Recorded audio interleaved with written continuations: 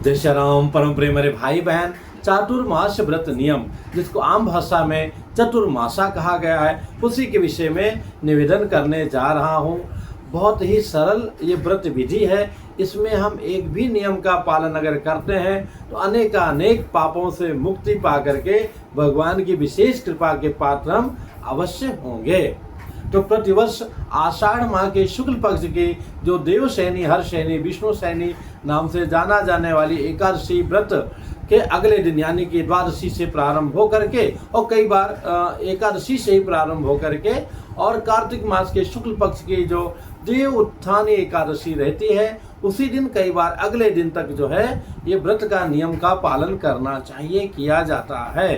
तो इस बार अगर हम 2025 में देखेंगे तो 6 जुलाई को देवशयनी एकादशी है, तो 7 जुलाई से चातुर्मास व्रत जो है प्रारंभ होगा, जो जाकर के कार्तिक मास के शुक्ल पक्ष की द्वादशी 2 नवंबर 2025 को पूर्ण होगा। इसमें अगर हम एक भी नियम का पालन कर लेंगे तो हमारा बेड़ा पार हो जाएगा, कि मानव जीवन हमारा सफल अवश्य हो जाएगा। इसीलिए तो जितने भी बड़े साधु संत महात्मा रहते थे एक जगह रुक करके चातुर्मास व्रत के नियम का विधिवत पालन करते थे। पर हम लोग अपने घर में भी रह करके कर सकते हैं, अगर हम करना चाहें तो बहुत ही सरल नियम है। दूसरी बात आप और देखें, जब भगवान विष्णु जो है आनंद पूर्वक जो है विश्राम करते हैं क्षीर सागर में, उस समय आगे महीना आप देखेंगे श्रावण महीना आता है, भगवान भोले बाबा का सबसे प्रिय महीना है।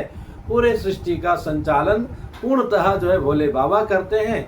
बाद में फिर जब भाद्रपद आता है तो हाँ उनके सुपुत्र जो है गणपति बप्पा करते हैं। फिर बाद में जो है पितरों की सेवा के बाद में माता महारानी यानी कि दुर्गा मैया आती हैं नवरात्रि के रूप में क्वार महीने में, जिसको आश्विन महीना कहा गया है।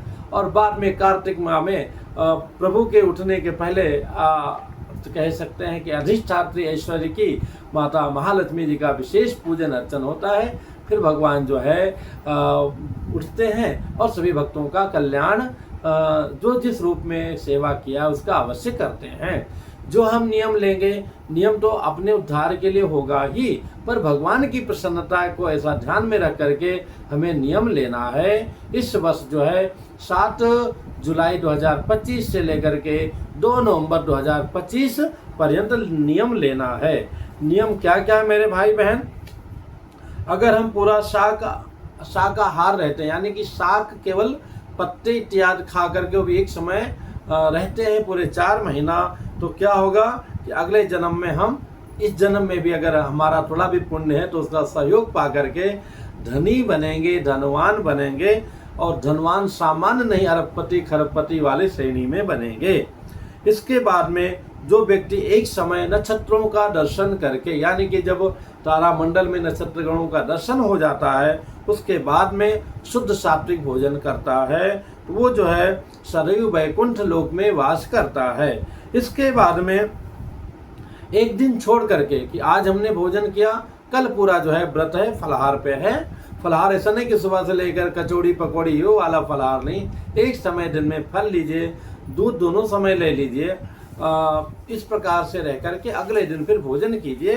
तो जो एक दिन का अंतर रह करके ऐसा करता है भोजन, वो सदैव वैकुंठ लोक में वास करता है भगवान श्रीमन नारायण जी के सम्मुख।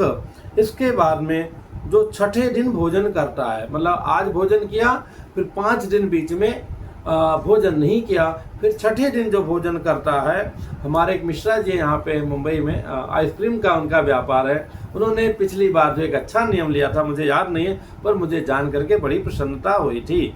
तो मेरे भाई बंधु जो छठे दिन भोजन करता है वो राजसूय यज्ञ, अश्वमेध यज्ञ, ऐसे जो बड़े बड़े महान यज्ञ हैं जो करना बहुत ही कठिन, आम व्यक्ति को राजा महाराजा भी परेशान हो जाते थे, उन यज्ञों का विशेष फल उस व्यक्ति को मिलता है, संपूर्ण फल मिलता है।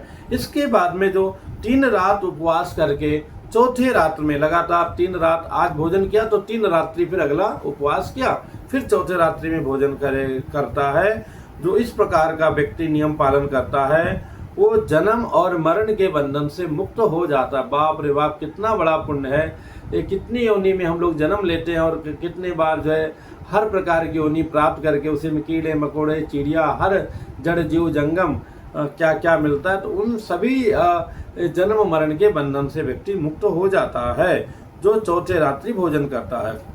और जो व्यक्ति व्रत पारायण होकर रहता है कि मतलब भोजन तो नित्य करता है, एक समय भोजन करता है, लेकिन एक व्रत पारायण होकर के कम से कम 11 माला नहीं तो एक माला ही भगवान हरि का नमो भगवते वासुदेवाय का जाप करेंगे। वो जो अग्निष्टोम यज्ञ जो बहुत कठिन और बहुत बड़ा यज्ञ है, आज के समय में तो हमारे जो पूज्य गुरुदेव भगवान थे कई बार करवाते थे, अभी तो बहुत कठिन है। इस महान यज्ञ के पुण्य फल को प्राप्त करता है। जो व्यक्ति अयाचित अन्न ग्रहण करता है, ये नियम तो उनके लिए होता है जो साधु सन्यासी विशेष करके, कि जिस दरवाजे पे चले गए एक दरवाजे पर बिना कहे कि हमको 4 रोटी दे दो, जो उनको मिला वही एक समय खा करके रह गए बिना मांगे, बस दरवाजे पे खड़े हो गए कि हाँ माँ कुछ खाने के लिए दो।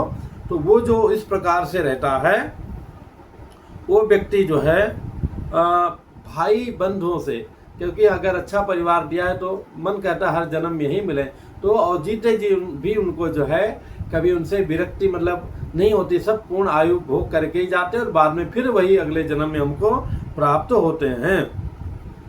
जो व्यक्ति ब्रह्मचर्य का पालन करता है वो बाद में श्रेष्ठ विमान में विराजमान होकर के वैकुंठ धाम में जाता है। कभी आपने गरुड़ पुराण सुना होगा, नरक लोक का वर्णन सुना होगा, सोचिए कितना कठिन है नरक लोक में बाप रे बाप जाना। इसलिए गोदान जीवन में कई बार करते रहना चाहिए, कब किसका टिकट कट जाए। तो जो व्यक्ति केवल, अब सोचिए कितना सरल है, ब्रह्मचर्य का पालन करना यानी कि पवित्रता से रहना, और पवित्रता से पति पत्नी के साथ ही नहीं बाकी लोगों के प्रति आपका जो समभाव होना चाहिए, मातृवत परदारेषु, जो दूसरे की घर की स्त्रियां हैं वो हमारी माँ बहन के समान है, ऐसी भावना से रहेंगे, मन में भी विचार नहीं आएगा। अथवा कलयुग है, मन में आया उसको हटा दिया कि नहीं पाप है, हम तो भैया व्रत नियम का पालन कर रहे हैं, वो व्यक्ति जो है सदैव वो सीधा जो है वैकुंठ लोक को जाएगा विमान में बैठ करके।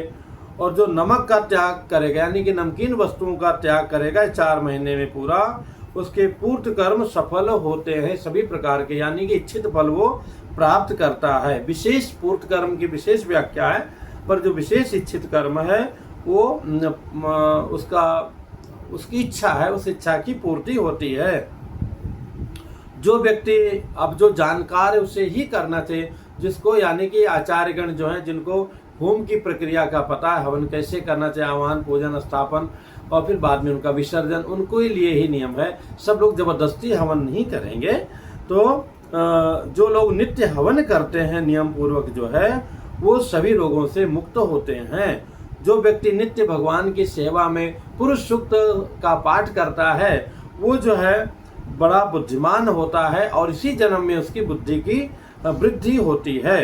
साथ में जो व्यक्ति अलग नियम है, हाथ में फल लेकर के अगर 108 परिक्रमा नित्य करता है तो नित्य अगर हमारे है कैपेसिटी के 108 फल ले सकते हैं तो ठीक, नहीं एक ही फल लिया 108 परिक्रमा किया, किसका, किसी मंदिर का, भगवान विष्णु जी के मंदिर का, राम कन्हैया जी के मंदिर का, किसी बाबा दादी के नहीं, अथवा नहीं कुछ मिला तो जो है पीपल के वृक्ष का 108 परिक्रमा करता है वो जो है, लेकिन मौन रह के परिक्रमा करता है, वो पापों से लिप्त नहीं होता। ऐसी भगवान की कृपा होती है कि पापों से मुक्त हो जाता है और आगे उसकी पाप बुद्धि ही खत्म हो जाती है। ये जो सबसे बड़ी बात है। जो व्यक्ति इन 4 मास में ब्राह्मणों को आदर पूर्वक जो है मिष्ठान मीठा भोजन कराता है वो जो है अग्निष्टोम यज्ञ का फल प्राप्त करता है। जो व्यक्ति जो है वेदों का स्वाध्याय करता है, भगवान को सुनाता है, पाठ सुनाता है, वो विद्वान रहता है। जो मंदिरों में गीत गायन भजन इत्यादि का आयोजन कराता है अथवा स्वयं गाता है वो जो है बाद में गंधर्व बनता है। अगर हम ये सारे नियम को पालन नहीं कर पाएंगे 4 महीना तो कम से कम जो 1 महीना श्रद्धा विश्वास पूर्वक कार्तिक माह में भी नियम का पालन कर लेगा, भगवान उसका भी उसी प्रकार से परम कल्याण करेंगे जो 4 महीने का है। पर कहीं ना कहीं 4 महीना तो विशेष है ही, इसलिए हमें नियम पूर्वक पालन करना चाहिए। चतुर्मासा का नियम आप नियम रखिए, आप कहीं भी आइए जाइए कुछ भी कीजिए, उसमें कोई व्यवधान नहीं है। हाँ, अगर एक जगह रहकर किया जाए तो सर्वोत्तम माना गया है, पर आज के भौतिक युग में कई कारण से आना जाना भी पड़े तो हमारा मन से वो भावना होगी तभी हम कर पाएंगे। अभी कालसर्प शांति के लिए हमारे एक छोटे अनुज हैं, वो त्र्यंबकेश्वर आए तो लोग बेचारे इटावा से सूरत आए, सूरत से वहाँ गए। हमने कहा था भैया 3 दिन के नियम का पालन करना, होटल में भोजन नहीं करना है, बिना लहसुन प्याज का घर में खाना है अगर, और नहीं तो फल इत्यादि खा के रहेगा। वो लोग इतना भटके और उसी दिन हम भी पहुंचे एक दिन पहले, तो पता चला उन लोगों ने नियम का पालन किया, जान करके बड़ी प्रसन्नता हुई। अगर हम मन में ठान लें तो अवश्य जो है, ठान क्या लें, मन में संकल्प ले लें तो हमारे ठाकुर जी हमारे संकल्प को अवश्य पूर्ण करते हैं। थोड़ा चल के तो देखिए, तो ये बहुत ही अच्छा अवसर, इसका लाभ लीजिए। इससे संबंधित मन में कोई आपके प्रश्न हो तो कमेंट्स कीजिएगा, बताने का प्रयत्न करूंगा। पुनः मिलूंगा एक नई जानकारी के साथ में। ये कहना उचित तो नहीं लगता, पर उचित ही है कि ये जानकारी सभी के लिए उपयोगी। अगर आपको उचित लगे तो इसको शेयर अवश्य कीजिएगा। और ग्रुप वगैरह में डालने में कोई विशेष कोई देखता नहीं है। इंडिविजुअल जिनको आप जानते हैं कि भक्त हैं, सत्कर्म करते हैं, उनको तो कम से कम 10-20 लोगों को उनको अवश्य भेजिएगा। जय सिया राम।